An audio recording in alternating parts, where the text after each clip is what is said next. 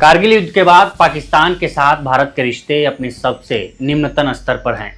ऐसे वक्त पर विदेश मंत्री एस जयशंकर का पाकिस्तान जाना कई मायनों में अहम हो जाता है, जब जम्मू कश्मीर में आतंकवाद की घटनाएं तेजी से बढ़ी हैं। खबर है कि पाकिस्तान के न्योते को भारत ने स्वीकार कर लिया है। कुछ दिनों पहले पाकिस्तान ने भारत को एससीओ की बैठक में शामिल होने के लिए प्रधानमंत्री नरेंद्र मोदी को न्योता भेजा था। इस न्योते को लेकर भारत के रुख का इंतजार किया जा रहा था कि आखिर भारत इस पर क्या निर्णय लेता है, लेकिन अब साफ हो गया है कि भारत ने पाकिस्तान के न्योते को स्वीकार कर लिया है और पीएम मोदी की जगह विदेश मंत्री एस जयशंकर एससीओ की बैठक में भारत का प्रतिनिधित्व करेंगे। लेकिन सवाल है कि आखिर पीएम मोदी ने इस बैठक से दूरी क्यों बना ली? एससीओ क्या है और इस बैठक में शामिल होना भारत के लिए इतना जरूरी क्यों था? सवाल ये भी पूछा जा रहा कि क्या जयशंकर की यात्रा से भारत पाकिस्तान के बीच संबंधों में बहाली आएगी? इस वीडियो में हम सभी सवालों के जवाब जानने की कोशिश करेंगे। नमस्कार, मैं उपेंद्र कुमार। दरअसल वैश्विक राजनीति को समझने वाले जानकारों का मानना है कि विदेश मंत्री एस जयशंकर का पाकिस्तान दौरा द्विपक्षीय से ज्यादा बहुपक्षीय है। ये दौरा भारत पाकिस्तान संबंधों से ज्यादा एससीओ की बैठक के लिहाज से अहम है, क्योंकि भारत नहीं चाहता है कि एससीओ के दूसरे सदस्य देश यह महसूस करें कि भारत अपनी विदेश नीति में एससीओ की अहमियत को कम कर रहा है। भारत का उद्देश्य हमेशा से एससीओ में अपनी भूमिका को सकारात्मक रूप से पेश करना रहा है, चाहे उसके चीन या पाकिस्तान के साथ संबंध कैसे भी हों। जानकारों का मानना है कि अब दुनिया भारत और पाकिस्तान को एक ही तराजू में तौलना बंद कर चुकी है। जब भारत के विदेश मंत्री पाकिस्तान जाएंगे तो दुनिया इसे इस नज़रिए से देखेगी कि भारत अब एक आत्मविश्वासी देश के तौर पर आगे बढ़ रहा है। भारत आर्थिक रूप से उभर रहा है और उसने सफलतापूर्वक चुनाव संपन्न कराए हैं। कश्मीर का मुद्दा भी अब किसी तरह से हाशिए पर चला गया है। वहीं जयशंकर के इस दौरे को पूर्व राजनयिक KP Fabian neighbourhood first policy के अगले कदम की तरफ देखते हैं। Well, I think let's look at the big picture. Neighborhood first policy is getting revived. News agency NI से बातचीत में वो कहते हैं कि नेबरहुड फर्स्ट पॉलिसी को पुनर्जीवित किया जा रहा है। आपको याद होगा कि विदेश मंत्री ने मालदीव में 3 दिन बिताए थे। वो नए श्रीलंकाई राष्ट्रपति से मिलने वाले पहले विदेश मंत्री बने थे। ये अच्छा है कि वो वहां जा रहे हैं। वाशिंगटन डीसी के विल्सन सेंटर थिंक टैंक में साउथ एशिया इंस्टीट्यूट के निदेशक माइकल कुगलमैन एक्स पर लिखते हैं कि एस जयशंकर का पाकिस्तान दौरा भले ही द्विपक्षीय कूटनीति से ज़्यादा बहुपक्षीय कूटनीति से है, लेकिन इसके बावजूद भारत पाकिस्तान के संबंधों के लिए इसके महत्व को नज़रअंदाज नहीं किया जाना चाहिए। तर्क के तौर पर वे लंबे गैप के बाद किसी केंद्रीय मंत्री के पाकिस्तान जाने को हम बताते हैं। वो लिखते हैं कि 2016 के बाद पहली बार है जब कोई भारतीय कैबिनेट मंत्री पाकिस्तान जा रहा है।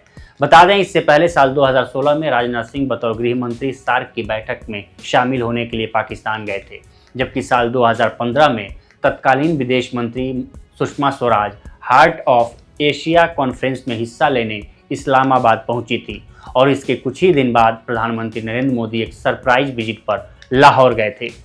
पाकिस्तान के न्योते से पीएम मोदी की दूरी को लेकर जानकारों का मानना है कि पाकिस्तान की आंतरिक परिस्थितियां अभी पूरी तरह से सुधरी नहीं हैं। वहां सत्ता के केंद्र को लेकर भी कोई स्पष्टता नहीं है। अगर प्रधानमंत्री खुद पाकिस्तान जाते तो इसका एक अलग संदेश होता और इससे कुछ अलग मायने निकाले जाते, लेकिन प्रधानमंत्री नहीं जा रहे हैं, उनकी जगह विदेश मंत्री जा रहे हैं। इसका मतलब साफ है कि भारत फिलहाल उच्च स्तरीय नेतृत्व के स्तर पर पाकिस्तान के साथ द्विपक्षीय बातचीत के लिए तैयार नहीं है। इस बात की स्पष्टता खुद विदेश मंत्री एस जयशंकर भी कर चुके हैं। अब जान लेते हैं कि एससीओ की बैठक भारत के लिए ज़रूरी क्यों है। तो इस सवाल के जवाब में जानकारों का मानना है कि इस समय एससीओ देशों में पूरी दुनिया की लगभग 40% आबादी रहती है। पूरी दुनिया की जीडीपी में एससीओ देशों की 20% हिस्सेदारी है। दुनिया भर के तेल रिजर्व का 20% हिस्सा इन्हीं देशों में है। इसके साथ ही इस क्षेत्र में पर्यटन की अपार संभावनाएं मौजूद हैं, जिसे एससीओ देशों के बारे में जागरूकता का प्रसार कर बढ़ावा दिया जा सकता है। एससीओ भारत को मध्य एशियाई देशों के साथ आर्थिक सहयोग बढ़ाने के लिए एक मंच प्रदान करता है, जिनके पास प्राकृतिक संसाधनों का विशाल भंडार है। भारत अपनी आर्थिक साझेदारियों में विविधता लाने के लिए एससीओ देशों के साथ अपने व्यापार और निवेश संबंधों को बढ़ाने की इच्छा रखता है। इसके साथ ही मध्य एशिया में तेल और गैस के विशाल भंडार मौजूद हैं और भारत अपनी ऊर्जा सुरक्षा बढ़ाने के लिए इन संसाधनों का दोहन करना चाहता है। मध्य एशिया में भारत की कनेक्टिविटी भी अच्छी नहीं है, लिहाजा भारत इसके लिए एससीओ का इस्तेमाल कर सकता है। अब सवाल है कि ये एससीओ है क्या? तो बता दें कि एससीओ मतलब शंघाई सहयोग संगठन। यह एक स्थायी अंतर सरकारी अंतर्राष्ट्रीय संगठन है। यह एक राजनीतिक, आर्थिक और सैन्य संगठन है जिसका लक्ष्य क्षेत्र में शांति, सुरक्षा और स्थिरता बनाए रखना है। इसकी स्थापना औपचारिक तौर पर साल 2001 में चीन, रूस और सोवियत संघ का हिस्सा रहे 4 मध्य एशियाई देशों कजाकिस्तान, किर्गिस्तान, तजाकिस्तान और उज्बेकिस्तान ने मिलकर की थी। साल 2017 में भारत और पाकिस्तान इस संगठन में पूर्ण सदस्य के तौर पर शामिल हुए थे, जबकि ईरान साल 2023 में इसका सदस्य बना। इस तरह कुल 9 देश एससीओ के सदस्य हैं। अफगानिस्तान, बेलारूस और मंगोलिया को शंघाई सहयोग संगठन में ऑब्जर्वर स्टेटस मिला हुआ है। एससीओ भारत के लिए एक बड़ा राजनीतिक मंच है जो सीधे तौर पर पड़ोसी देशों और सेंट्रल एशिया से जुड़ा है।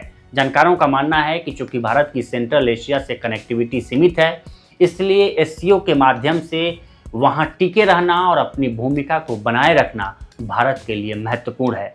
इसलिए इस दौरे को द्विपक्षीय दृष्टिकोण से नहीं बल्कि एक बहुपक्षीय मंच पर भारत की सहभागिता और कूटनीति के तौर पर देखा जाना चाहिए। इस पर आपकी क्या राय है, हमें कमेंट कर सेक्शन में ज़रूर बताएं। बाकी देश दुनिया की तमाम खबरों के लिए बने रहें लोकमत हिंदी के साथ। नमस्कार।